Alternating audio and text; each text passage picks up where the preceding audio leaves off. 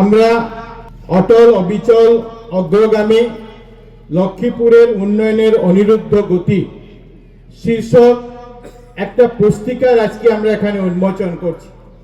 আর এই পুস্তিকা বিগত 5 বছরে লক্ষ্মীপুরের উন্নয়নের যে কাজ আমরা করেছি আপনাদের সবার সাহায্য সহযোগিতায় আশীর্বাদে সেই কাজগুলি একটা 5 বছরের কাজের খতিয়ান এই পুস্তিকার মাধ্যমে আমরা তুলে ধরার চেষ্টা করেছি। আজকের দিনে আমি আপনাদেরকে বলতে চাই যে 2021 সালে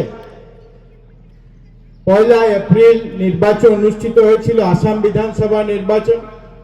সেই নির্বাচনে ভারতীয় জনতা পার্টি আমাকে এখানে প্রার্থী হিসাবে মনোনীত করেছিল। সত্যি কথা, আমি লক্ষ্মীপুরের বাসিন্দা ছিলাম না, লক্ষ্মীপুরে আমার ভোটাধিকার ছিল না, কিন্তু লক্ষ্মীপুরের মানুষ 2021 সালে নির্বাচনে তাদের স্বতঃস্ফূর্তভাবে সমর্থন দিয়ে এই বিধানসভা এলাকার উন্নয়নের দায়িত্ব আমাকে দিয়েছিলেন। আর এই জন্য আমি লক্ষ্মীপুরের সমস্ত জনসাধারণকে, যারা হয়তো অনেকে 2021-এ ভোট দিয়েছিলেন, সাহায্য সহযোগিতা করেছিলেন, আজকে হয়তো তারা আমাদের মধ্যে নেই, তাদেরকে এবং যারা আছেন প্রত্যেককে, যারা ভোট দিয়েছিলেন, ভোট দেননি, লক্ষ্মীপুরের বিগত 5 বছরে কাঁধে কাঁধ মিলিয়ে আমাদের উন্নয়নে সাহায্য করেছেন, তাদের প্রত্যেকের প্রতি আমার ধন্যবাদ এবং কৃতজ্ঞতা জ্ঞাপন করছি। বিগত দিনে 5 বছরে 3.5 বছর বিধায়ক হিসাবে কাজ করেছি, আর বাকি প্রায় 1.5 বছর আসাম সরকারের মন্ত্রী হিসাবে দায়িত্ব পালন করেছি। আমি আজকে আপনাদেরকে বলতে চাই যে বিধায়ক নির্বাচিত হওয়ার পর আমি 2016 সালে আলগাপুর বিধানসভা থেকে প্রতিদ্বন্দ্বিতা করেছিলাম। সেই নির্বাচনে আমি পরাজিত হয়েছিলাম। রাজনীতিতে 1997 সাল থেকে ভারতীয় জনতা পার্টির সঙ্গে, রাজনীতির সঙ্গে যুক্ত হয়ে কাজ করেছি। জীবনে একটা ইচ্ছা ছিল, জীবনে একটা স্বপ্ন ছিল যে একবার জনপ্রতিনিধি হিসাবে মানুষের সেবা যাতে করার সুযোগ পাই। দীর্ঘদিন এটা নিয়ে চেষ্টা করেছি, দলের সংগঠনের কাজ করেছি, কিন্তু 2021 সালে ভারতীয় জনতা পার্টি নেতৃবৃন্দ আমার উপর বিশ্বাস রেখে আমাকে দলের মনোনয়ন দেওয়া হয়। আর লক্ষ্মীপুরের মানুষ, আমাদের জেলার মাননীয় সভাপতি শ্রী রূপম শাহ মহাশয় এসেছেন, ওনাকে আমি মঞ্চে আসন গ্রহণ করার জন্য অনুরোধ করছি। তো 2021 সালে দলের মনোনয়ন পাই এবং 2021 সালের নির্বাচনে প্রায় দলের কার্যকর্তা ছাড়া জনগণের কাছে এক অপরিচিত ব্যক্তিকে জনগণ এই এলাকার বিধায়ক হিসাবে নির্বাচিত করে। যেহেতু এই এলাকার আমি বাসিন্দা ছিলাম না, এই এলাকা আমার নতুন ছিল, এই জন্য এটা একটা আমার অধিক দায়িত্ব ছিল যে যাতে যে আশা ভরসা নিয়ে লক্ষ্মীপুরের মানুষ আমাকে বিধায়ক নির্বাচিত হয়েছে, সে আশা আকাঙ্ক্ষা যাতে আমি দাঁড়াতে পারি। আমি বিগত 5 বছর চেষ্টা করেছি যে মানুষের সুখে দুঃখে মানুষের পাশে থেকে মানুষের যতটুকু উন্নয়ন করা যায়, মানুষের এলাকার যতটুকু উন্নয়ন করা যায়, সেই কাজগুলি যাতে আমরা সম্পূর্ণ করতে পারি। আর সেই চিন্তা করে আমি প্রথম দিন থেকে কাজ আরম্ভ করি। আর প্রথম দিন থেকে আমার লক্ষ্য ছিল যে যারা 2021 সালে আমাকে ভোট দেননি, এরকম মনোভাব না রেখে যে 21 সালে কে ভোট দিয়েছেন এই চিন্তাধারা না রেখে, যারা ভোট দিয়েছেন, যারা ভোট দেননি, প্রত্যেক মানুষের উন্নয়নের জন্য, প্রত্যেক জাতি ভাষার উন্নয়নের জন্য যাতে আমরা কাজ করতে পারি। বরাক উপত্যকায় যে আসনগুলি আছে এর মধ্যে লক্ষ্মীপুর আসন একটা ব্যতিক্রমী আসন। আর এই আসন এই জন্য ব্যতিক্রমী আসন যে এই জায়গাতে আমরা অনেক জায়গায় দেখি যে হিন্দু মুসলিমের বিভাজনে নির্বাচন অনেক জায়গাতে হয়, বিভিন্ন বছর থেকে এরকম চলে আসছে, কিন্তু লক্ষ্মীপুর এমন এক জায়গা যে এখানে হিন্দু লোক আছেন, মুসলিম লোক আছেন, খ্রিস্টান লোক আছেন। আর মুসলিম লোকের মধ্যে 3 রকমের মুসলিম লোক আছে। বাঙালি মুসলিম আছেন, মুসলিম মণিপুরি আছেন, জোরহাট মুসলিম আছেন, খ্রিস্টান লোকরা আছেন, বিভিন্ন জাতি উপজাতির লোকরা এখানে বসবাস করে। এই জন্য লক্ষ্মীপুর এমন এক বিধানসভা যেখানে হিন্দিভাষী, চা বাগান, বাঙালি, মণিপুরি, ডিমাসা, মার, রংমাই থেকে শুরু করে আমাদের নেপালি লোকরা, রাজবংশী লোকরা, আমাদের খাসি লোকরা, এই প্রত্যেক লোকরা এই বিধানসভা সমষ্টিতে বাস করেন। আর বিগত 5 বছরে আমার লক্ষ্য ছিল যে এই সমস্ত জাতি ভাষা এলাকায় সমস্ত জাতি ভাষার লোকদের যাতে উন্নয়নে আমরা কাজ করতে পারি। আজকে আপনাদের এই বইয়ের মাধ্যমে বিগত 5 বছরে আমরা যে কাজগুলো করেছি সেই কাজগুলোর একটা খতিয়ান আমরা এখানে দেওয়ার চেষ্টা করেছি। বিগত 2021 সাল থেকে 2024-এর 5 ডিসেম্বর পর্যন্ত বিধায়ক হিসাবে কাজ করেছি। 7 ডিসেম্বর মাননীয় মুখ্যমন্ত্রী মহাশয় ডক্টর হিমন্ত বিশ্ব শর্মা মহাশয় মন্ত্রী হিসাবে দায়িত্ব দেন। আর মন্ত্রী হিসাবে 3টা বিভাগের আমি দায়িত্ব পেয়েছি। আপনারা জানেন যে food public distribution and consumer affairs, সঙ্গে মাইন্স এন্ড মিনারেলস, এবং একটা নতুন বিভাগ তৈরি করা হয়েছিল। এবং আপনাদের আশীর্বাদে এই বিভাগের প্রথম মন্ত্রী হিসেবে বরাক উপত্যকা উন্নয়ন বিভাগের মন্ত্রী হিসেবে আমাকে মাননীয় মুখ্যমন্ত্রী মহাশয় দায়িত্ব দিয়েছেন। বিগত 1.5 বছর হয়নি, প্রায় 1.5 বছরে আসামের প্রায় 35টা জেলাতে গিয়ে বিভাগের কাজকর্ম, সরকারের প্রত্যেকটি কাজকর্ম যাতে কিভাবে সুচারুরূপে আমরা করতে পারি সেই কাজ আমরা করেছি।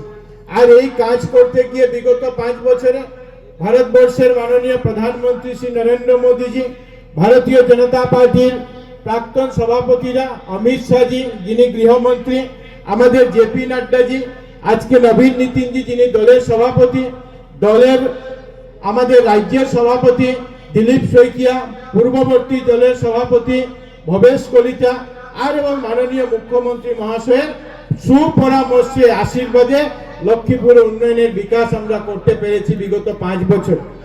এই বিধানসভায় যখন আমি বিধায়ক নির্বাচিত হয়ে, আমি একটু সময় আপনাদের কাছ থেকে নিচ্ছি, যে যখন বিধায়ক হিসাবে নির্বাচিত হয়েছি এই এলাকায় সবচেয়ে বড় যেটা চ্যালেঞ্জ ছিল সেই চ্যালেঞ্জ ছিল লক্ষ্মীপুরের ইনফ্রাস্ট্রাকচার ডেভেলপমেন্ট করা, পরিকাঠামো নির্মাণ করা।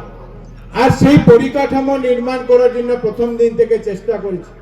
নির্বাচনের সময় প্রতিশ্রুতি দিয়েছিলাম যে লক্ষ্মীপুরের 1992 সালে লক্ষ্মীপুর মহকুমা প্রতিষ্ঠিত হয়েছে, কিন্তু মহকুমা প্রতিষ্ঠিত হওয়ার পর মহকুমার হেডকোয়ার্টার যেটা হওয়া প্রয়োজন সেই হেডকোয়ার্টার নির্মাণ হয়নি।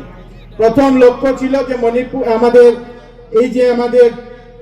সাব ডিভিশন হেডকোয়ার্টার আমরা নির্মাণ করতে পারি। সাব ডিভিশন হেডকোয়ার্টার নির্মাণ করার জন্য প্রথম বছরেই স্যাংশন পাই, কিন্তু প্রথম বছর স্যাংশন পাওয়ার সঙ্গে সঙ্গে 2022 সালে যখন ফ্লাড আসে, তো সেই ফ্লাডে দেখা যায় যে ড্রেন আমরা করেছিলাম বেসমেন্ট সহ যে বিল্ডিং বানানোর, সেই বিল্ডিংকে বানানোর জন্য এনআইটি শিলচর এটাতে আপত্তি জানায় যে বরাক উপত্যকা একটা ফ্লাড জোন, এখানে আমরা বেসমেন্ট বিল্ডিং আমরা এখানে বানাতে পারবো না। সেই জন্য কাজ আরম্ভ হতে দেরি হয়। আমরা ইতিমধ্যে মাননীয় জানেন আপনারা যে 2023 সালে ডিলিমিটেশন হয়, যে বহু প্রতীক্ষিত যে ডিলিমিটেশন, সেই ডিলিমিটেশন হয়। আর ডিলিমিটেশনে দেখা যায় যে নতুন অনেক এলাকা লক্ষ্মীপুরে অন্তর্ভুক্ত হয়, পুরানো অনেক এলাকা যেটা 2021 সালে বিধায়ক ছিলাম সেই এলাকাগুলো লক্ষ্মীপুর থেকে বেরিয়ে যায়। বিগত 5 বছরে নতুন যে এলাকা লক্ষ্মীপুরে অন্তর্ভুক্ত হয়েছে সেই এলাকারও কাজ করার চেষ্টা করেছি, পুরানো এলাকারও কাজ করার চেষ্টা করেছি। ডিলিমিটেশনের পরে মুখ্যমন্ত্রী মহাশয় একটা প্রশাসনিক সংস্কার এনেছিলেন আসামের রাজনীতিতে, সেটা হলো সমজেলা গঠন করা। প্রত্যেকটা বিধানসভা ভিত্তিক কো-ডিস্ট্রিক্ট কমিশনার নিযুক্তি দেওয়া, কো-ডিস্ট্রিক্ট সুপারিনটেন্ডেন্ট অফ পুলিশ নিযুক্তি দেওয়া, একটা বিশাল প্রক্রিয়া আসাম সরকার নেই। আর সেই সময় আপনারা জানেন যে 126টা বিধানসভার মধ্যে প্রথম পর্যায়ে 39টা বিধানসভাতে সমজেলা গঠন করা হয়। আর এই 39টার মধ্যে কাছাড় জেলার একমাত্র লক্ষ্মীপুর বিধানসভা, যে বিধানসভা আমরা সেই যে প্রথম যেটা কাজ আরম্ভ হয় 5 অক্টোবর 2024 সেদিন থেকে আমরা কাজ আরম্ভ করতে পারি। আর আজকের দিনে আমরা বলতে পারি যে এই সমজেলা কার্যালয় নির্মাণ হওয়া, এই সমজেলা কার্যালয় এখানে হওয়ার পরে যে কাজগুলি ছিল, অনেক কাজগুলি আমরা এখান থেকে সুন্দরভাবে আমরা সম্পন্ন করতে সুবিধা পেয়েছি। দেখেছি আমরা যে গত পঞ্চায়েত নির্বাচনে ভোটের মনোনয়ন জমা দেওয়া, ভোট মনোনয়ন পরীক্ষা করা, ভোটের গণনা, প্রত্যেকগুলা কাজ আগামী বিগত দিনে আমরা এই লক্ষ্মীপুরে আমরা করতে পেরেছি। 19,80,00,000 টাকা পেয়ে আমাদের যে অফিসের কাজ, সেই অফিসের কাজ চলছে এবং আমি আশাবাদী যে 2026-এর ডিসেম্বর মাসের মধ্যে এই অফিসের কাজকে আমরা সম্পূর্ণ করে আমরা সেখানে আমরা আমাদের যে স্থায়ী কার্যালয় দীর্ঘদিনের যে প্রায় 26-27 বছরের যে সমস্যা, সেই সমস্যাকে আমরা সমাধান করতে পারবো। আমরা লক্ষ্য করেছি যে বিগত দিনে লক্ষ্মীপুরে একমাত্র আমাদের নেহেরু কলেজ ছিল। শিক্ষার দিকে যদি আমরা তাকাই, নেহেরু কলেজ একমাত্র এখানে কলেজ, ডিগ্রি কলেজ হিসাবে ছিল। 2021 সালের 5 ফেব্রুয়ারি এসএম দেব কলেজ, যেটা সেই এসএম দেব কলেজ প্রভিন্সিয়ালাইজেশন হয়, প্রাদেশিকরণ হয়। আর এরপরে আমরা দেখেছি যে এখানে কলেজ নির্মাণের প্রয়োজন আছে। আমরা নির্বাচনের সময় মানুষকে কথা দিয়েছিলাম যে লক্ষ্মীপুরের বিন্নাকান্দি এলাকাতে আমরা একটা মডেল ডিগ্রি কলেজ আমরা নির্মাণ করব। আর আপনারা আজকে দিনে দেখেছেন যে 35 কোটি টাকা ব্যয় করে সেখানে আমরা মডেল ডিগ্রি কলেজের কাজ আজকের দিনে চলছে। আর 2027 সালের মধ্যে সেটাকে সম্পূর্ণ করে আমরা সেই কলেজের যে পড়াশোনা সেখানে আমরা আরম্ভ করব। আগামী দিনে আমরা লক্ষ্য রেখেছি যে রাজাবাজার এলাকায় একটা আমরা মডেল ডিগ্রি কলেজ যাতে আমরা নির্মাণ করতে পারি, যাতে সেই এলাকায় যদি Nehru college, SM Dev college, Binnakandi model degree college আর রাজাবাজার মডেল ডিগ্রি কলেজ যদি আমরা 4টা কলেজ আমাদের এখানে করে নিতে পারি, শিক্ষার জন্য আমাদের ছেলে মেয়েদেরকে বাইরে যেতে না হয়। আমরা সঙ্গে সঙ্গে এখানে আমাদের বরাক উপত্যকায় আপনারা জানেন যে একে চন্দ্র ল কলেজ শিলচরে আছে, কিন্তু সেই কলেজ গভর্নমেন্ট কলেজ নয়। হাইলাকান্দি, শ্রীভূমিতেও কলেজ আছে, কিন্তু সেগুলি গভর্নমেন্ট কলেজ নেই। বরাক উপত্যকার প্রথম আইন মহাবিদ্যালয় মানে গভর্নমেন্ট ল কলেজের নির্মাণ আমাদের লক্ষ্মীপুরের চিরিপুলে চলছে। আর প্রায় 15.5 কোটি টাকা ব্যয় করে সেই কলেজের কাজ চলছে এবং আমি আশা করছি যে এই শিক্ষাবর্ষ থেকে আমরা যাতে সেই কলেজের কাজকে যে পড়াশোনা সেইখানে যাতে আমরা আরম্ভ করে দিতে পারি। শিক্ষার ক্ষেত্রে যদি আমরা লক্ষ্য করি যে লক্ষ্মীপুরে আমরা চেষ্টা করেছি অনেকগুলা শিক্ষার প্রতিষ্ঠানকে আমরা গড়ে তোলা। কলেজের সঙ্গে সঙ্গে লক্ষ্মীপুরে প্রাইভেট স্কুলের অনেক বেশি সংখ্যা আছে, কিন্তু সিবিএসই মিডিয়ামের কোনো স্কুল আমাদের এখানে নেই। আসাম সরকার আদর্শ বিদ্যালয় সংগঠন তৈরি করে মাননীয় মুখ্যমন্ত্রী ডক্টর হিমন্ত বিশ্ব শর্মা মহাশয়ের নেতৃত্বে প্রত্যেক বিধানসভাতে একটা আদর্শ বিদ্যালয় নির্মাণের পরিকল্পনা গ্রহণ করেন। আজ এখানে সিবিএসই মিডিয়ামে আমাদের ছেলেমেয়েরা পড়াশোনা করতে পারে। আমরা প্রথম বছর আসামে 126টার মধ্যে 19টি আদর্শ মহাবিদ্যালয়ের কাজ আরম্ভ হয়। আর আমরা 2023 সালে আমরা আমাদের লক্ষ্মীপুরে দেওয়ান চা বাগানে আমরা আদর্শ বিদ্যালয়ের যে কাজ সিবিএসই মিডিয়ামে সেটা আরম্ভ হয়েছে। 14 কোটি টাকা সেটার জন্য মঞ্জুর হয়েছে, যার ফার্স্ট ফেজ হিসাবে প্রায় 7 কোটি টাকার বিল্ডিং এর কাজ চলছে। আর আজকের দিনে আমি গত কয়েকদিন আগে এই স্কুলের 3য় বার্ষিকী অনুষ্ঠানে অ্যানুয়াল অনুষ্ঠান যেটা ছিল সেখানে আমি ছিলাম। সেই অনুষ্ঠানে আমরা দেখেছি যে এত সুন্দরভাবে সেখানে ছেলেমেয়েরা এত ডিসিপ্লিন ওয়েতে সেখানে পড়াশোনা করছেন। আর আমরা বলতে পারি যে যেদিন এখন 6টা ক্লাস সেখানে চলছে, 1, 2, 3, 6, 7, 8 3টা ক্লাস চলছে। 2 বছর পরে সেখানে ছেলেমেয়েরা ম্যাট্রিক পরীক্ষা দেবেন, 10th এক্সাম দেবেন এবং আমি আশা করছি যে এই স্কুল লক্ষ্মীপুরের শিক্ষা ক্ষেত্রে একটা অগ্রণী ভূমিকা আগামী দিনে গ্রহণ করবে। আমাদের চা বাগান এলাকাতে স্কুলের অনেকগুলি সমস্যা ছিল। বিগত 5 বছরে আমরা 3টি মডেল স্কুল আমরা চা বাগান টি গার্ডেন মডেল স্কুল আমরা নির্মাণ করেছি। আপনারা জানেন যে গত কয়েকদিন আগে আমরা চেংজুর বাগানে tea garden model secondary school আমরা উদ্বোধন করেছি। আগামী কয়েকদিনের মধ্যে 1 সপ্তাহের মধ্যে আমরা বাহাদুরপুর স্কুলে টি গার্ডেন মডেল সেকেন্ডারি স্কুলের আমরা উদ্বোধন করব। বর্তল চা বাগানেও আমরা টি গার্ডেন মডেল সেকেন্ডারি স্কুলের আমরা উদ্বোধন করব। ইতিমধ্যে প্রধান শিক্ষক সহ 8 জন শিক্ষক সেখানে নিযুক্তি পেয়েছেন। আর আগামী এই শিক্ষাবর্ষ যেটা চলছে এই শিক্ষাবর্ষ থেকে আমরা সেখানে আমাদের যে ছেলেমেয়েরা ভর্তি হয়ে সেখানে পড়াশোনা তারা নিতে পারে।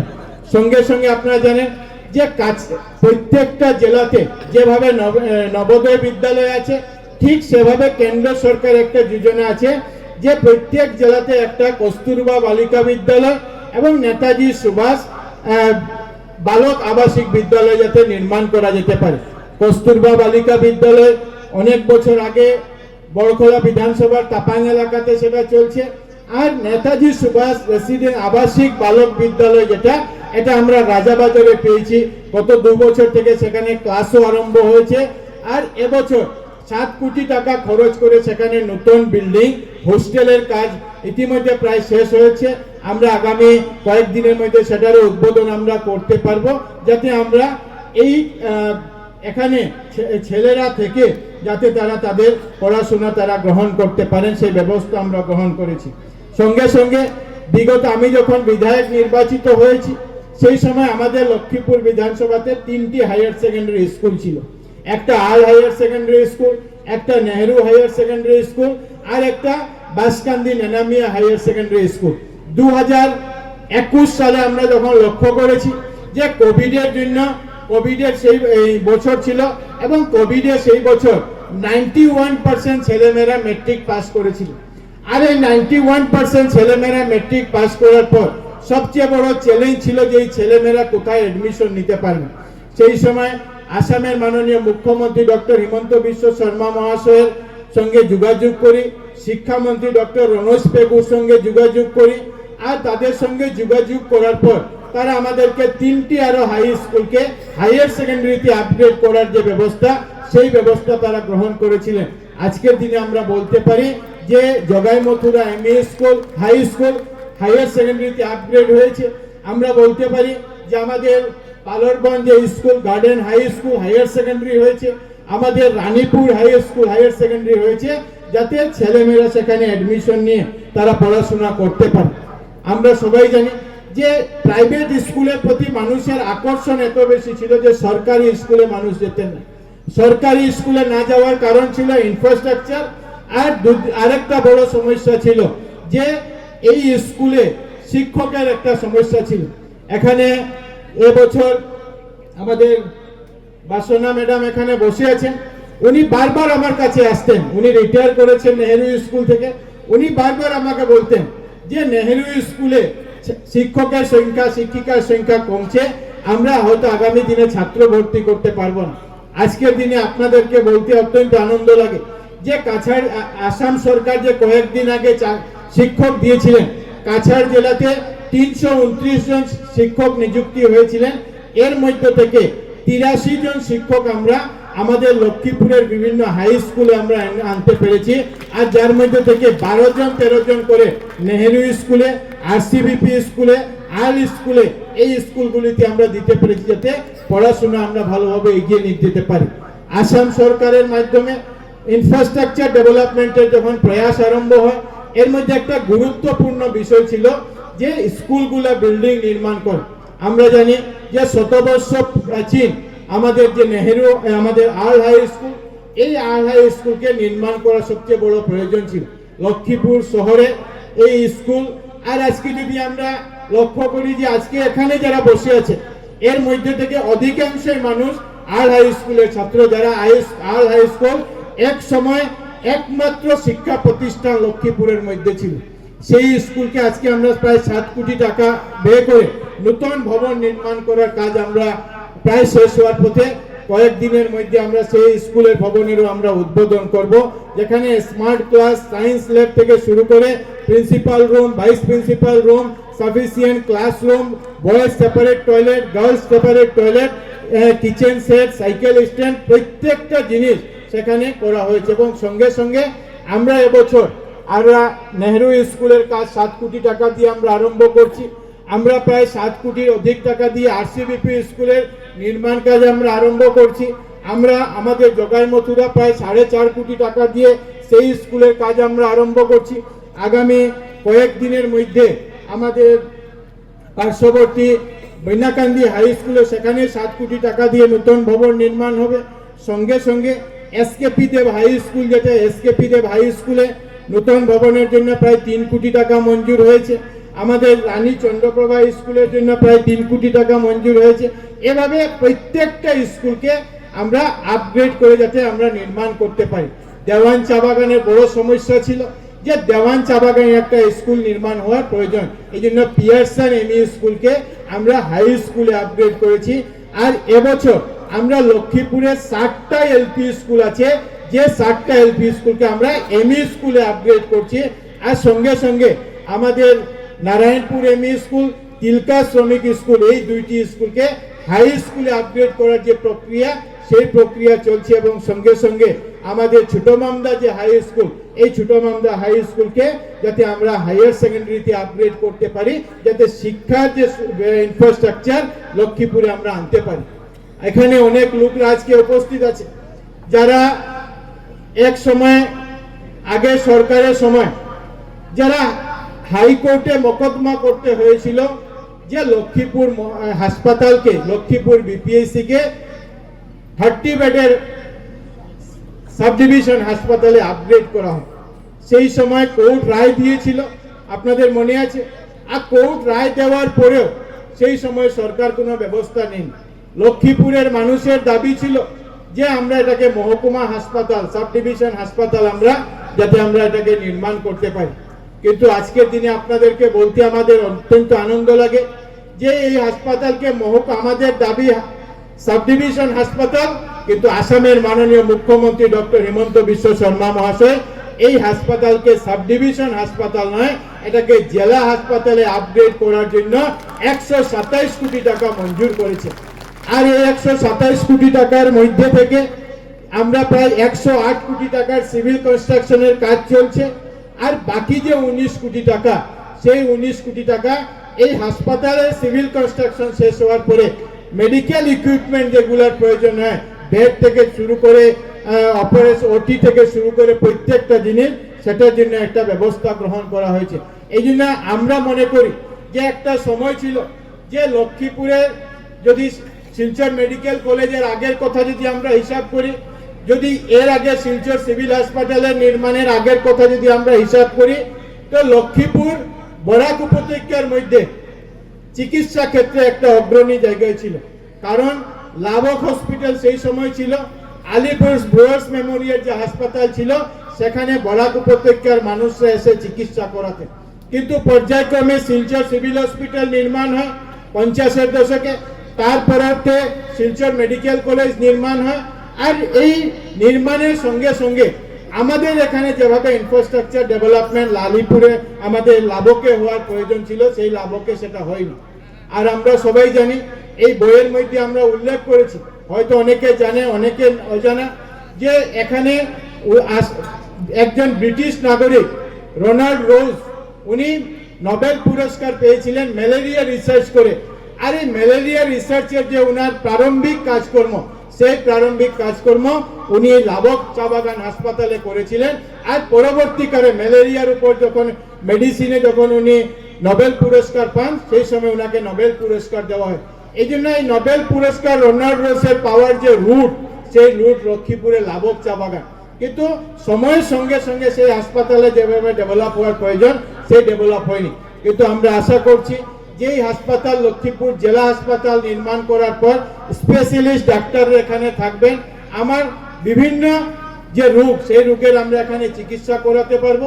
আর রোগের চিকিৎসার সঙ্গে সঙ্গে হয়তো অনেক রোগের জন্য আমাদেরকে শিলচর মেডিকেল কলেজে আমাদেরকে যাওয়ার প্রয়োজন হবে না, হয়তো গুয়াহাটি বা অন্য জায়গায় যদি রেফার করতে হয়, সেখানে আমাদেরকে গিয়ে চিকিৎসা করাতে হবে।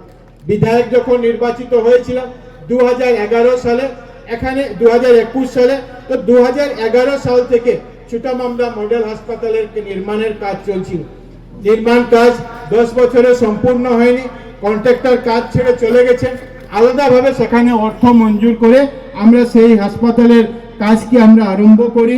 আর হাসপাতালের কাজকে আরম্ভ করে হাসপাতাল আজকের দিনে লক্ষ্মীপুর বিপিএসসি যেখানে ছিল, সেখানে জেলা হাসপাতাল নির্মাণ চলছে।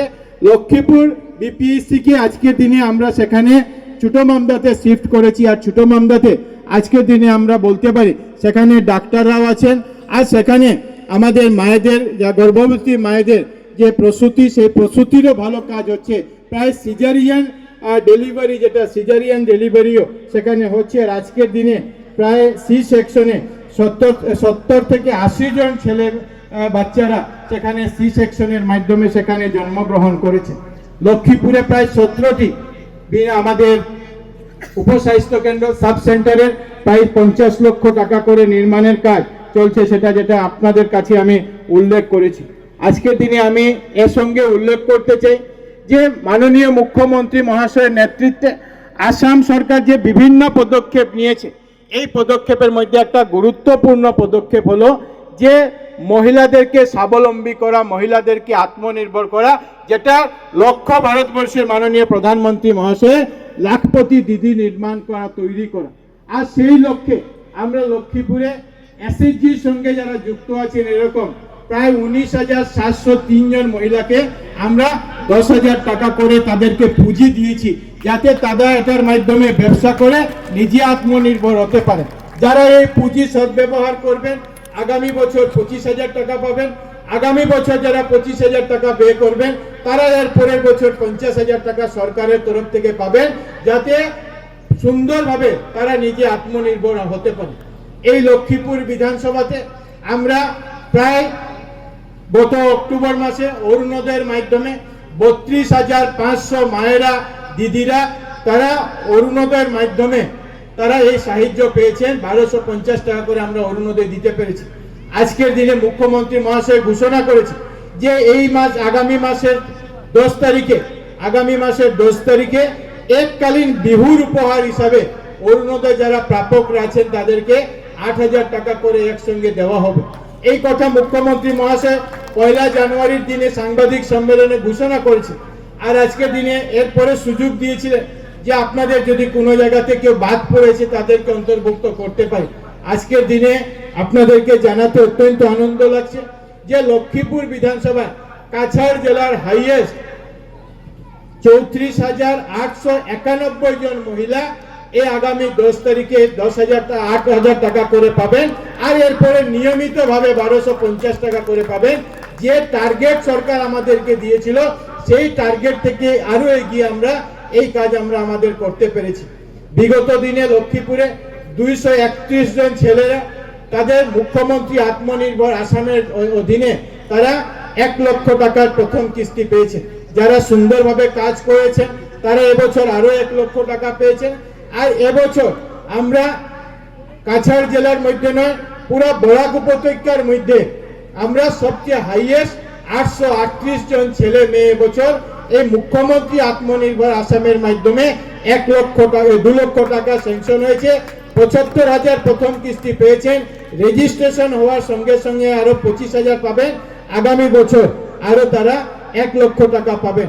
গত কয়েকদিন আগে একজন সাংবাদিক বাইরে থেকে এসেছিলেন, উনি বলেছেন যে আমি ভারতবর্ষে অনেক সরকারকে দেখেছি, কিন্তু প্রথম কোন সরকার দেখেছি যে সরকার, আসামের সরকার, যে কোনো সিকিউরিটি ছাড়া, কোনো কোলাটেরাল ছাড়া মানুষকে 1 লক্ষ টাকা করে দিয়েছে, যাতে তারা স্বাবলম্বী হতে পারেন, তারা আত্মনির্ভর হতে পারেন।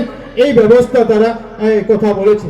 বিগত দিনে রাস্তাঘাটের কথা যদি আমরা বলি, যে প্রায় 450 কোটি টাকা খরচ করে আমরা লক্ষ্মীপুরে প্রায় 111 কিলোমিটার রাস্তা আমরা নির্মাণ করেছি বা কাজ আজকের দিনে চলছে। এটা আমি যেদিন বিধায়ক হয়েছিলাম আমি সেদিনও ভাবিনি যে আমি এতগুলো রাস্তার কাজ আমরা করতে পারবো। মুখ্যমন্ত্রী মহাশয় বিধায়ক নির্বাচিত হওয়ার পর প্রথম আমাদেরকে 10 কোটি টাকা দিয়েছিলেন, যেই 10 কোটি টাকা দিয়ে আপনারা কাজ আরম্ভ করুন। আর এই 10 কোটি টাকা পাওয়ার পর আমি প্রথম চিন্তা করেছিলাম যে নির্বাচনী প্রতিশ্রুতি কিভাবে পূর্ণ করা যায়। আর নির্বাচনের প্রতিশ্রুতি আমার ছিল যে শহীদ নন্দচাঁদ ব্রিজের কাজকে যাতে আমরা অসমাপ্ত কাজকে সম্পূর্ণ করতে পারি। আজকের দিনে আপনারা জানেন যে মুখ্যমন্ত্রী মহাশয়ের হাত ধরে আমরা সেই ব্রিজের কাজকে আমরা সম্পূর্ণ করেছি। নন্দচাঁদ সিংহের প্রতি যে সম্মান জানানো, সেই সম্মান জানিয়েছি। আর সঙ্গে সঙ্গে আগামীকালকে নন্দচাঁদ সিংহের যে মূর্তি বসানোর কাজ ছিল, সেই নন্দচাঁদ সেতুর পাশে আমরা নন্দচাঁদ সিংহের ব্রিজ, নন্দচাঁদ সিংহের যে মূর্তি, সেই মূর্তি আগামীকালকে আমরা স্থাপন করব। সঙ্গে সঙ্গে এই যে রাস্তা আপনারা দেখেছেন এলআরএ রাস্তা, আসাম সরকার প্রত্যেক বছর এক জেলাকে 25 কিলোমিটার রাস্তা দেন, যে এই জেলা যাতে নতুনভাবে বড় রাস্তা নির্মাণ করতে পারে। 2024 সালে আপনাদের বলতে আশীর্বাদে 2024 সালে যখন এই 25 কিলোমিটার রাস্তা কাছাড় জেলাতে স্যাংশন হয়েছিল, এর মধ্যে আসাম মালা ট্যুর অধীনে আমরা 17 কিলোমিটার রাস্তা আমরা লক্ষ্মীপুরে পেয়েছিলাম এলআরএ রাস্তার মাধ্যমে, যে রাস্তার কাজ বড় রাস্তার কাজ আপনি চলছে আমজুরঘাট থেকে রামনগর হয়ে লক্ষ্মীপুর ফুলের তোল পর্যন্ত। এবছর আসাম মালা 3 অধীনে মুখ্যমন্ত্রী মহাশয় প্রত্যেক জেলাকে 25 কিলোমিটার রাস্তা দিয়েছেন। আর এবছরও আমরা প্রায় 17 কিলোমিটার রাস্তা আমরা নিয়েছি, যে জিরিঘাট থেকে নতুন একটা রাস্তা জয়পুরের সঙ্গে যুক্ত করে দেওয়ার জন্য। জয়পুরে নির্বাচনের সময়, পঞ্চায়েত নির্বাচনের সময় আমরা যখন গিয়েছিলাম, আমাদের লক্ষ্মীনগর থেকে হরিনগর পৌঁছতে আমাদেরকে প্রায় 1.5 ঘন্টা সময় লেগেছিল। কারণ আমরা লক্ষ্মীনগর থেকে জিরিঘাট হয়ে আমরা লক্ষ্মীপুর ফুলের তোল হয়ে আমাদেরকে সেই হরিনগর যেতে হয়েছিল। জয়পুর বিগত দিনে আমাদের এলাকায় ছিল না, নতুন ডিলিমিটেশনে আমাদের এলাকায় এসেছে। আর সঙ্গে সঙ্গে আমরা চিন্তা করেছি যে আমরা এই কাজকে, এই যোগাযোগকে উন্নত করব। আপনাদেরকে আমি বলতে চাই যে 60 কোটি টাকা খরচ করে জিরিঘাট টু জয়পুর রাস্তার নতুন কাজ শুরু হয়েছে। আর এই কাজ শুরু হলে যেখানে যেতে 1.5 ঘন্টা সময় লাগতো, আমরা 20 মিনিটের মধ্যে সেই জায়গাতে আমরা পৌঁছতে পারবো, এই ব্যবস্থা আমরা করেছি। মনখুশের রাস্তা নির্মাণ করা একটা বিশাল একটা কঠিন কাজ ছিল, কিন্তু আমি মনখুশে যখন আমি গিয়েছিলাম 2023 সালে, মনখুশের মানুষকে আমি কথা দিয়েছিলাম, সেই সময় রাস্তার হিসাব আমার কাছে ছিল না, কিন্তু মনখুশের মানুষকে আমি কথা দিয়েছিলাম যে আগামী দিনে আমরা রাস্তা নির্মাণ করে নতুন রাস্তা দিয়ে আপনাদের গ্রামে যাব। সময় গেছে, কিন্তু যখন আমি এস্টিমেট করাই দেখা যায় যে এখানে বহুত কঠিন কাজ এখানে নির্মাণ করা। এই জন্য আমরা এবছর গিয়ে সেই কাজকে আমরা সম্পূর্ণ করতে পেরেছি। আমরা দিলখুশ থেকে মনখুশের জন্য 10 কোটি 81 লক্ষ টাকা আমরা মঞ্জুর করেছি, যেখানে আমরা আগামী দিনে খুব কম সময়ের মধ্যে আমরা মোটরেবল রোড, যেটাকে আপনারা জানেন যে চওড়া রাস্তা, আমরা দিলখুশ থেকে মনখুশ পর্যন্ত আমরা সম্পূর্ণ করে দিতে পারি। আমাদের লক্ষ্য ছিল যে কঠিন দুর্গম এলাকাকে যাতে আমরা টাচ করতে পারি। আমাদের কাছে একটা চ্যালেঞ্জ ছিল যে লক্ষ্মীপুরে কাপাখাল এলাকাকে কিভাবে আমরা আমাদের সঙ্গে যুক্ত করতে পারি। কাপাখাল এলাকা আমি যখন গিয়েছিলাম, তো কাপাখালে যেতে হলে আমাদেরকে ঘুরে যেতে হলো মণিপুর হয়ে। আমরা বাঘখালের আজকের দিনে বাঘখালে ব্রিজের কাজ সেখানে চলছে, আর ব্রিজের কাজ শেষ হওয়ার পরে বাঘখাল থেকে কাপাখালের যে রাস্তা সেটাও মঞ্জুর হয়েছে, সেই রাস্তাও আমরা নির্মাণ করব। পরবর্তী আরো 2টা রাস্তার ক্ষেত্রে আমরা গুরুত্বপূর্ণ একটা যোজনা হাতে নিচ্ছি, চিন্তা করছি আপনাদের আশীর্বাদে সেটাকে সম্পূর্ণ করার। একটা ছিল যে সিলঘাট, আমাদের এলাকায় যখন নির্বাচনের সময় আমার প্রতিশ্রুতি ছিল সিলঘাটে ব্রিজ নির্মাণ করা। সিলঘাটে এলাকায় এক পাশ উধারবন্দে ছিল, এক পাশ লক্ষ্মীপুরের সঙ্গে ছিল। আমি নির্বাচনে ভোট পাইনি, 2021 সালে নির্বাচনে সেই সিলঘাটের এলাকার মানুষের ভোট আমি পাইনি, কিন্তু মানুষকে কথা দিয়েছিলাম যে সিলঘাটে বিধায়ক নির্বাচিত হলে সিলঘাটে ব্রিজ আমরা নির্মাণ করব। 2024 সালে সেই কাজকে আমরা আরম্ভ করেছি। প্রায় 80 কোটি টাকা ব্যয় করে সিলঘাটের ব্রিজের কাজ শুরু হয়েছে। আর যেদিন ব্রিজের কাজ সম্পূর্ণ হয়েছে সেদিন সেই সিলঘাট লক্ষ্মীপুর বিধানসভায় নয়, দুপাশে সুনাই বিধানসভাতে অন্তর্ভুক্ত হয়েছে।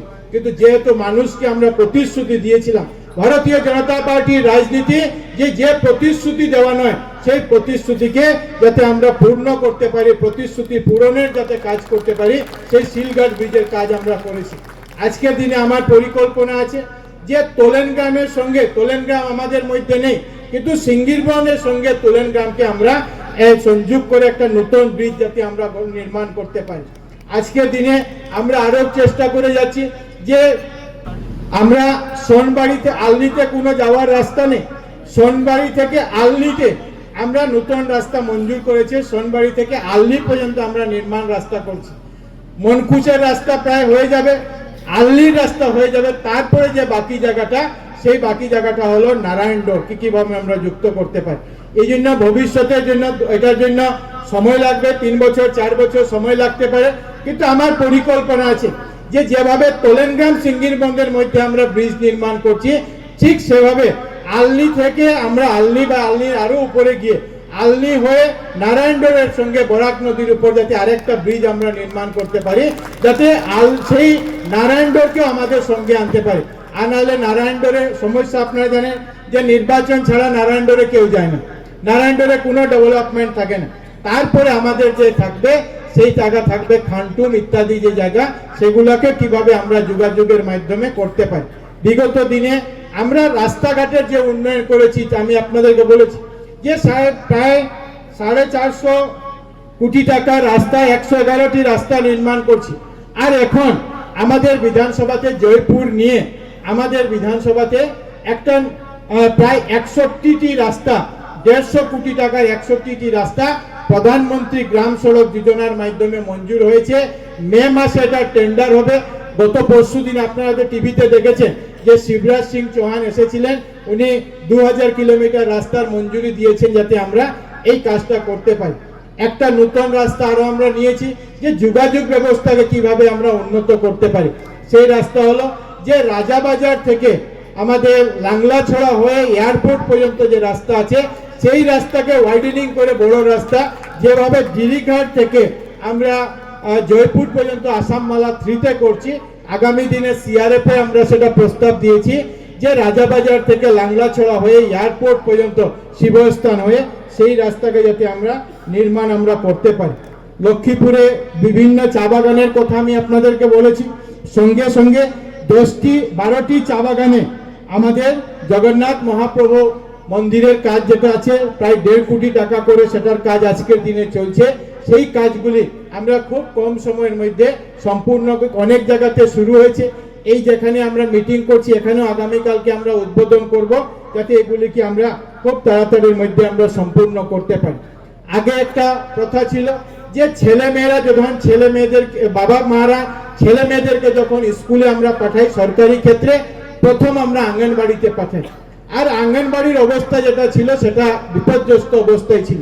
বিগত দিনে মুখ্যমন্ত্রী মহাশয়, আমাদের যিনি অর্থমন্ত্রী, সমাজ কল্যাণ মন্ত্রী অজন্তা নায়ক মহাশয়, তারা পরিকল্পনায় যে আঙ্গনবাড়িগুলোকে একটা মডেল আঙ্গনবাড়ি আমরা নির্মাণ যাতে করতে পারি।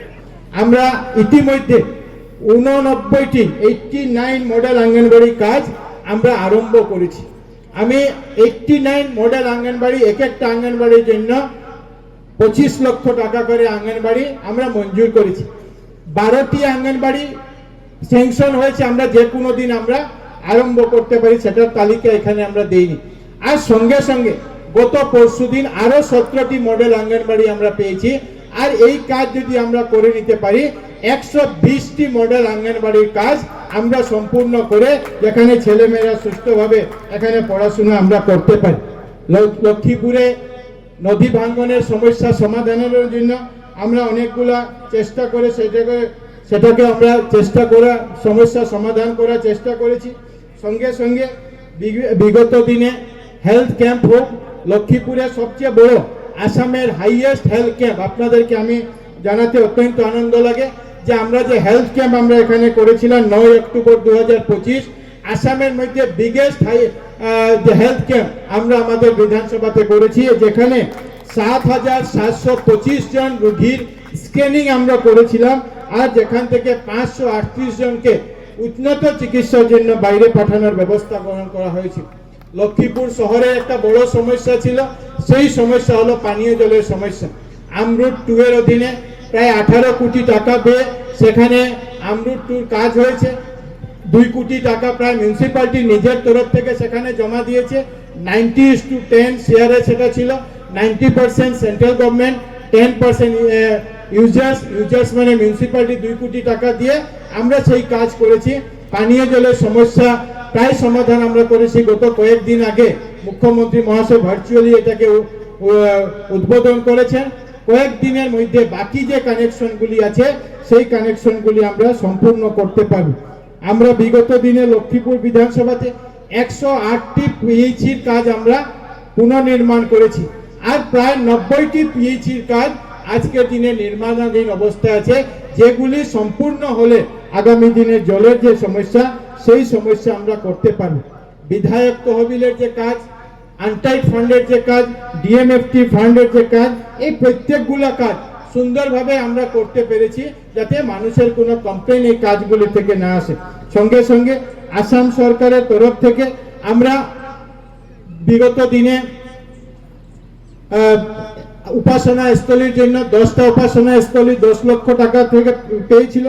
এর মধ্যে থেকে আমরা আরো যেগুলিকে 10 লক্ষ টাকা পেয়েছিলাম তাদেরকে আরো 15 লক্ষ টাকা করে আমরা দিয়েছি, যার মধ্যে লক্ষ্মীপুর কাছাকান্তি হোক, কাছাকান্তি কালীবাড়ি মন্দির হোক, আলিপুর বেপিস্ট চার্চ হোক, হজরত পীরসা লঙ্গাসা বাবার মকাম হোক, আমাদের ফুলেরসর উমলাই নংপং খুনো মন্দির নির্মাণ হোক, গোপালজি মন্দির হোক, রাধাকৃষ্ণ মন্দির হোক, কৈলাপুর কালী মন্দির হোক, প্রত্যেকে সঙ্গে সঙ্গে 5 লক্ষ টাকা 3 লক্ষ টাকা করে আসাম দর্শনের মাধ্যমে আমরা এই টাকাগুলো দেওয়ার চেষ্টা করেছি। আর বিগত দিনে প্রায় 153টি উপাসনা স্থলীকে আমরা 3 লক্ষ টাকার প্রথম কিস্তি আমরা 1.5 লক্ষ টাকা করে দিয়েছি, যেগুলির কাজ চলছে সেটা এখানে তালিকা আছে। এবং সঙ্গে সঙ্গে আমরা আরো 150 নতুন উপাসনা স্থলীর জন্য চেক ইতিমধ্যে এসেছে, কিন্তু বই প্রিন্টিং এর পরে আসায় সেটাকে আমরা এই বইয়ের মধ্যে দেইনি, যাতে সেগুলিকে আমরা নির্মাণ করতে পারি। এই জন্য এই প্রত্যেকটা কাজ আমরা সুন্দরভাবে চেষ্টা করেছি যে সরকারিভাবে প্রত্যেক কাজকে আমরা করতে পারি। ব্যক্তিগতভাবে কিছু উদ্যোগ আমরা নিয়েছিলাম। এই লক্ষ্মীপুরে বিগত দিনে যদি আমি বলি, একজন ছেলে মেয়েদেরকে বিগত 5 বছরে আমি চাকরি দিতে পারি, একজনও লক্ষ্মীপুরের ছেলে মেয়েদেরকে বিগত দিনে 5 বছরে চাকরি দিতে পারি।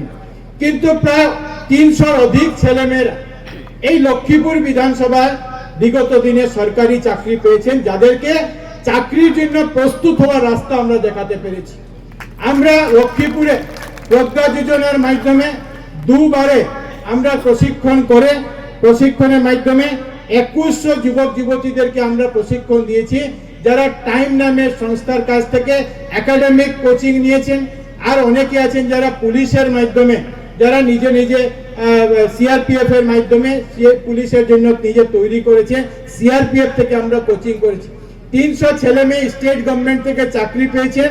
অনেক ছেলে মেয়েরা আছেন যারা প্যারামিলিটারি ফোর্সে তারা চাকরি পেয়েছেন। তাদের সবাইকে আমরা শুভেচ্ছা জানাই। যে চাকরি দেওয়ার যেটা আগে ব্যবসা ছিল, যে চাকরি টাকার বিনিময়ে চাকরি, সেখান থেকে পরিবর্তন করে আমরা এই ছেলেগুলোকে তাদের মেধার ভিত্তিতে চাকরি দেওয়ার যে রাস্তা, সেই রাস্তা দেখিয়েছি। তারা নিজেকে নিজে তৈরি করে সেই কাজ তারা করতে পেরেছে। বিগত 4 বছর আমরা এমএলএ কাপ ফুটবল টুর্নামেন্টের আয়োজন করেছি। এমএলএ কাপ ফুটবল 2022, 23, 24, 25 আমরা করেছি। আর সেই সময় আমাদের লক্ষ্য ছিল যে লক্ষ্মীপুরে ফুটবলের প্রতি মানুষের জনপ্রিয়তা আকর্ষণ অনেক বেশি আছে। এই জন্য প্রত্যেক ছেলেমেয়েরা যাতে এটা নিজেভাবে উদ্যোগ নিয়ে যাতে খেলাধুলার সঙ্গে যুক্ত হতে পারেন, সেই ব্যবস্থা আমরা গ্রহণ করেছি। বিগত দিনে আমরা লক্ষ্মীপুরে অনেক বিশিষ্ট ব্যক্তিরা, যারা সমাজের কাছে যারা শ্রদ্ধার্ঘ্য ব্যক্তি, আমরা কবিগুরু রবীন্দ্রনাথ ঠাকুরের মূর্তি স্থাপন করেছি। আমরা বীর সুভাষচন্দ্র বসুর মূর্তি আমরা উদ্বোধন করেছি। আমরা রানীমা গাইডেলের মূর্তি আমরা উন্মোচন করেছি। থাঙ্গাল জেনারেলের মূর্তি উন্মোচন করেছি, ইত্যাদি মূর্তি আমরা উন্মোচন করেছি। আজকে এখানে বলার প্রয়োজন আছে, গত পরশুদিন রাত্রে কিছু দুষ্কৃতিকারীরা, নির্বাচন আসছে যেহেতু, কিছু সমাজের মধ্যে ভুল বিভ্রান্তি ছড়ানোর জন্য কৈলাপুরে যে নেহেরু মূর্তি, সেই নেহেরু মূর্তিকে ধ্বংস করার চেষ্টা করেছে। প্রশাসনের কাছ থেকে খবর পাওয়ার সঙ্গে সঙ্গে আমি প্রশাসনকে নির্দেশ দিয়েছিলাম যে সঙ্গে সঙ্গে যাতে সেই মূর্তিকে সেখানে পুনর্স্থাপিত, শ্মশান পুনর্স্থাপিত করা হয়। এবং সেই গাঁও পঞ্চায়েত, কৈলাপুর গাঁও পঞ্চায়েত এটাতে অগ্রণী ভূমিকা নিয়েছে, তাদেরকে আমি ধন্যবাদ জানাই।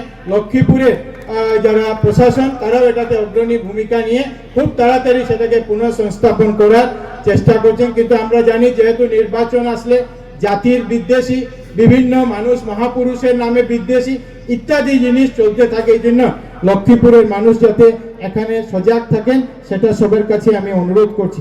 এই বইয়ের মধ্যে শেষ পাতার আগের পাতায় একটা ভুল হয়েছে, সেটা আমার নজরে পড়েছে, আপনাদেরকে আমি বলতে চাই যে কবিগুরু রবীন্দ্রনাথ ঠাকুরের ফটোর নিচে নেতাজি সুভাষ বসুর নাম লেখা হয়েছে, আর নেতাজি সুভাষ বসুর নিচে রবীন্দ্রনাথ ঠাকুরের নাম লেখা হয়েছে।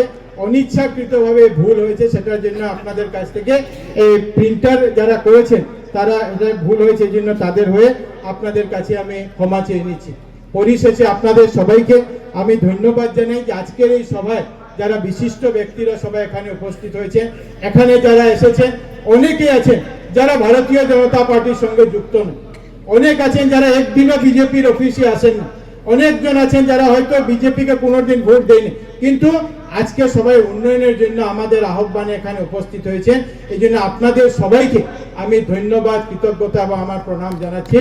এবং বিগত 5 বছর আপনারা যেভাবে আশীর্বাদ দিয়েছেন ভারতীয় জনতা পার্টিকে, ভারতীয় জনতা পার্টির প্রতিনিধি হিসাবে, এই এলাকার প্রতিনিধি হিসাবে যেভাবে আমাদেরকে আশীর্বাদ দিয়েছেন, আগামী দিনে যাতে আপনারা সবাই আশীর্বাদ দেন এই কামনা করছি। সঙ্গে সঙ্গে এই বইয়ের মধ্যে আমার উদ্যোগে, আমার ব্যবস্থায় যে কাজগুলো করেছি সেই কথাগুলো আমরা এখানে দিয়েছি। এই জন্য এই বইয়ে পঞ্চায়েতের কোনো কাজ, এই বইয়ে মিউনিসিপ্যালিটির কোনো কাজের খতিয়ান আমরা এখানে দেইনি, কারণ পঞ্চায়েত নিজস্ব ইনস্টিটিউশন, পঞ্চায়েত নিজে নিজে সেই কাজ করে। আমরা প্রয়োজনে পঞ্চায়েতকে, মিউনিসিপ্যালিটিকে আমরা তাদেরকে কাজগুলো ভালো কাজ করার জন্য পরামর্শ দিই। লক্ষ্মীপুর পৌরসভার তরফ থেকে পানীয় জলের জন্য তারা 2 কোটি টাকা মিউনিসিপ্যালিটি ফান্ড থেকে দিয়েছিলেন, এই জন্য মিউনিসিপ্যালিটিকে আমি ধন্যবাদ জানাচ্ছি। লক্ষ্মীপুরে এখানে পার্ক তৈরি হয়েছে লক্ষ্মীপুর মিউনিসিপ্যালিটির উদ্যোগে, কয়েকদিনের মধ্যে সেই পার্কের আমরা উন্মোচন করব। লক্ষ্মীপুরের এন্ট্রি পয়েন্টে ফুলের তোলের কাছে সেখানে ক্লক টাওয়ারের নির্মাণ কাজ করছে, যাতে শহরের প্রতি মানুষের আকর্ষণ আমরা বাড়াতে পারি। লক্ষ্মীপুর মিউনিসিপ্যালিটি আরো অনেকগুলা পরিকল্পনা, লেন, বাইলেন, ড্রেন ইত্যাদির কাজও তারা হাতে নিয়েছেন, বড় প্রজেক্টও তারা হাতে নিয়েছেন। ঠিক সেভাবে প্রত্যেকটা মিউনিসিপ্যালিটির তরফ থেকে এরকম উদ্যোগ নেওয়া হয়েছে। সঙ্গে পরিশেষে আমি বলতে চাই যে এই লক্ষ্মীপুর বিধানসভাতে আমরা বিগত 5 বছরে আমরা লক্ষ্মীপুর বিধানসভাতে প্রায় 17,000-এর অধিক আমরা প্রধানমন্ত্রী গ্রাম সড়ক, প্রধানমন্ত্রী আবাস আমরা নির্মাণ করেছি। প্রায় 17,000-এর অধিক মানুষ প্রধানমন্ত্রী যে আবাস, সেই প্রধানমন্ত্রী আবাস তারা পেয়েছেন, এবং এইটার মাধ্যমে তারা যারা গৃহহীন ব্যক্তিরা তারা এটার মাধ্যমে ঘর পেয়েছে। এই প্রত্যেকগুলা কাজ আমরা করতে পেরেছি যে আসামের মুখ্যমন্ত্রী ডক্টর হিমন্ত বিশ্ব শর্মা মহাশয় যখনই গেছি মাননীয় মুখ্যমন্ত্রী মহাশয়ের কাছে, উনার পুনঃ পরিযোজনা, পুনঃ প্রকল্প নিয়ে গেছি, উনি মুখ ফিরিয়ে দেননি।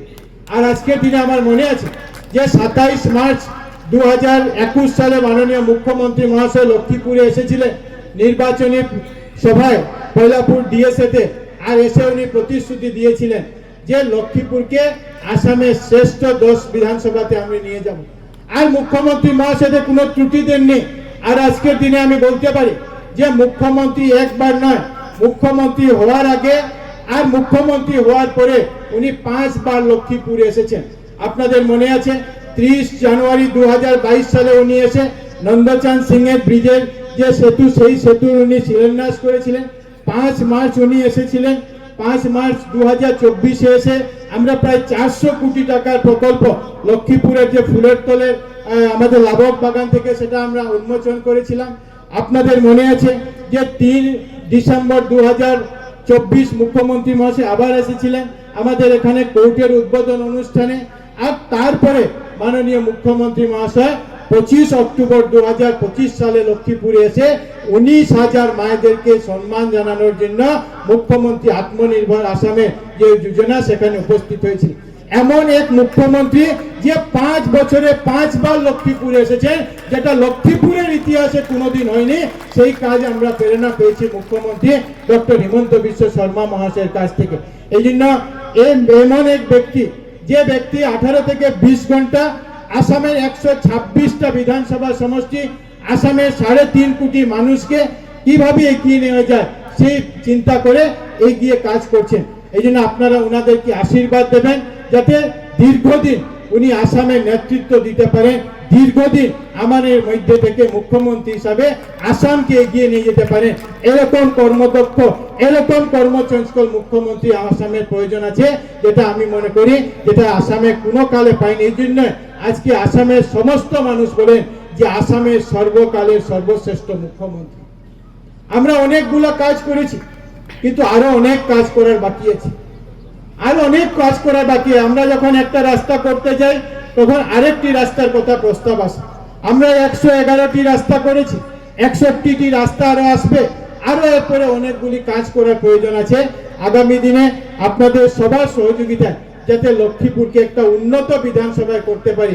কলেজ নির্মাণ আমরা করছি, আগামী দিনে আমাদের লক্ষ্য যে লক্ষ্মীপুরে আইটিআই আনতে পারি, লক্ষ্মীপুরে পলিটেকনিক্যাল আনতে পারি, লক্ষ্মীপুরে স্কিল সেন্টার আনতে পারি, লক্ষ্মীপুরে সেন্ট্রাল গভর্নমেন্টের যাতে কোনো পরিযোজনা আনতে পারি। আর সঙ্গে সঙ্গে লক্ষ্মীপুরে ছেলে মেয়েদের যাতে কর্মসংস্থান আমরা দিতে পারি, সেই জন্য ইন্ডাস্ট্রি যদি লক্ষ্মীপুরে আমরা আনতে পারি, যেটা প্রক্রিয়া ইতিমধ্যে আমরা শুরু করেছি, তো সেইগুলি যদি আমরা করতে পারি লক্ষ্মীপুরকে আমরা সুন্দর উন্নত করতে পারবো। বিগত দিনে আপনাদের আশীর্বাদ পেয়েছি, সবাই প্রতি ধন্যবাদ কৃতজ্ঞতা যাচ্ছি। আগামী দিনেও আপনাদের আশীর্বাদ কামনা করে আপনাদের সবার প্রতি আমার শ্রদ্ধা নিবেদনকে আমার বক্তব্য শেষ করছি। ভারত মাতা কি জয়। ধন্যবাদ জানাই মাননীয় মন্ত্রী কৌশিক রায় মহাশয়কে। ওনার যে বিগত দিনের কাজকর্মের সফলতার কথা এখানে উনি প্রকাশ করেছেন।